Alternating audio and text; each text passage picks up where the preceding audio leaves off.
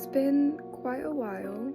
I'm sophscomet, aka Soph, Sophie, whatever you'd like to call me, I don't mind. I've been gone for a little while, you may have noticed. 18 of you or so subscribers, you may have noticed, and if you care, I love you. Quite simply, it's not that I ran out of ideas. It's just I kind of ran out of the passion for those ideas, so I didn't go through with it. And I also had some complications with footage for like a Q&A, and it got lost and that upset me, so I didn't do it.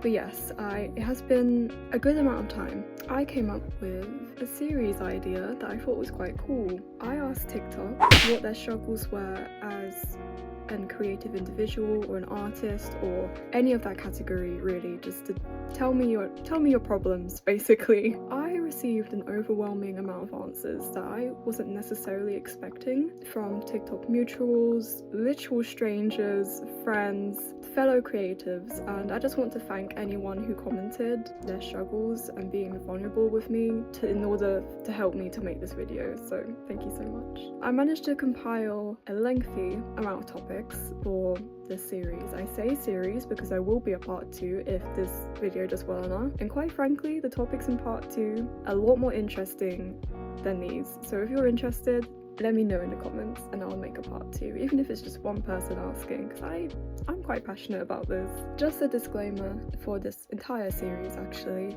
Some of this is just opinions, it's not a fact, it's just my general take on things, and you do not have to take it seriously or literally. It's a free land. You can think whatever you want to think. These are just my opinions and opinions of other people that I want to spread, because one of my goals as being an artist myself is to be a voice for people who feel as though they're not brave enough to speak for themselves. And in a way, I kind of feel compelled to be like that as well because of my younger self not being able to stand up for myself, and yes. Starting with the starving artist myth. I didn't know what this was for a little while. I had to do my own research on basically everything here, just to, extend the knowledge that I already have, because I noticed that there's this mentality that a lot of artists have that is very self-destructive, and I couldn't really pinpoint why. Kind of like a feeling that we're all doomed because we chose art, we chose to be creative.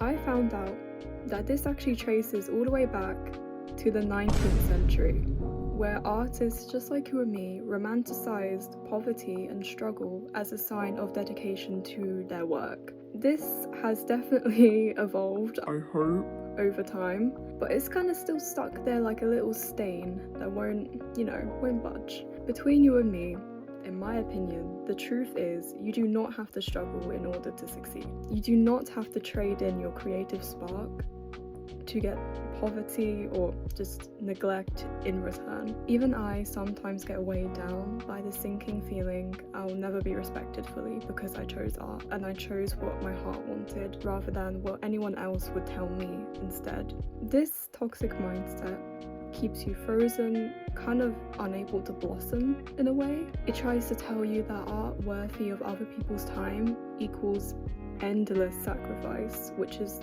not true. I cannot express how untrue that is. This myth may have been thriving in the 1800s, but it's time to wave goodbye. Artists are getting bigger followings, selling their work online and getting paid somewhat well nowadays, thank gosh. This myth is dead in my opinion, and artists still face challenges, don't get me wrong. This stereotype just no longer reflects the reality of the art world in modern day. Now let's talk about inequality in general. Now, what I'm about to say may seem quite obvious, but it definitely needs to be spoken about because it's still a problem in a space that seems somewhat really accepting, and it's really sad to see. Even in the art world, women's work is deemed less valuable than men's.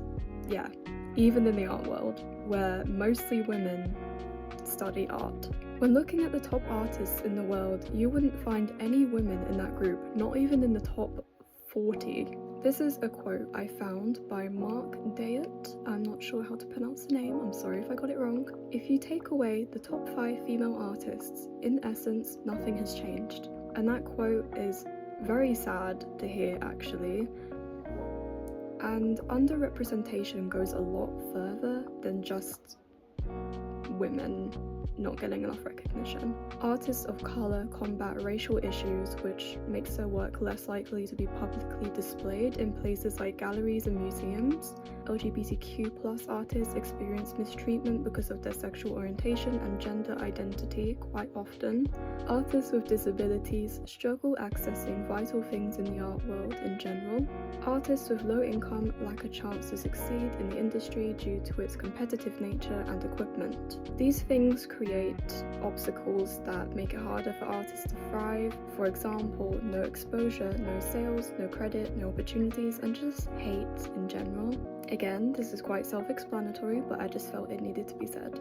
This one is especially apparent in social media. Age discrimination. Yeah.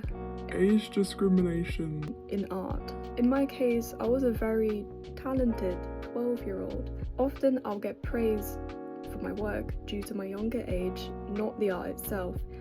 I could have made just a scribble on the page and people would be like, wow, that's incredible.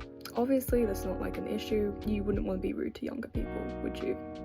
Now, my point is, anyone under the age of 15 is still considered really baby and really new to art in general, and they're given a lot of allowance, and often the sentence, you have a lot of time to improve, is said to them. However, the second you hit 16 or maybe even a little bit older, boom, your art is ugly. I thought you'd be better since you're this age. Get a real job. And God forbid, if you're 20 or older and you're still doing art, the backlash is even harder and you will hear things like your time is running out. In some cases, you see 14-year-olds coming after older artists, vice versa. There's definitely like age discrimination going on. The expectation is, if you're 20, for example, people automatically assume you've been doing art your whole life. People automatically assume you've been doing art your whole life, like ever since you're a kid. So therefore, you're Picasso. Hating on beginners counts as well. Everyone was once a beginner. There's absolutely no reason why you should discriminate against age at all, or even for their skill level. This section I'd like to call the gifting machine. Now, as an artist, has someone ever pressured you to make them something for free? If yes, you could potentially be a victim to this sneaky exploitation method. You may have a lack of materials, you may have zero time. Does this matter to the person asking? Probably not, since art isn't actual labour. I say this is sneaky because anyone can do it, including your own friends and family. Just remember that you have every right to say no to these requests. You're not obliged. Just because you have the skill, you're just not obliged.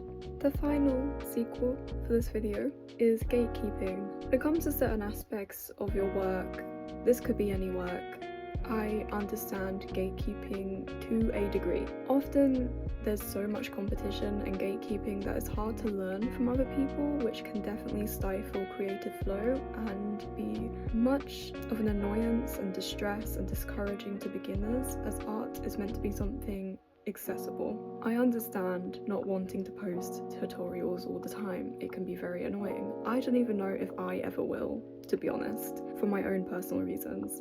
However, if there's a young artist or a beginner and they're asking you how to do something, just breathe.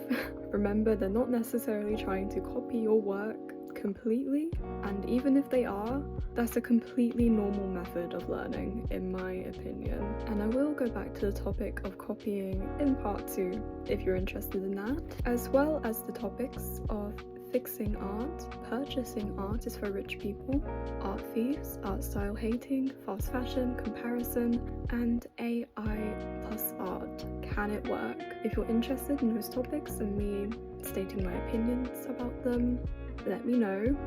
I'm aware this is quite a short video. I just didn't want anything too overwhelming, considering this will be my first video back in a long time. I hope you guys enjoyed me rambling a little bit, and I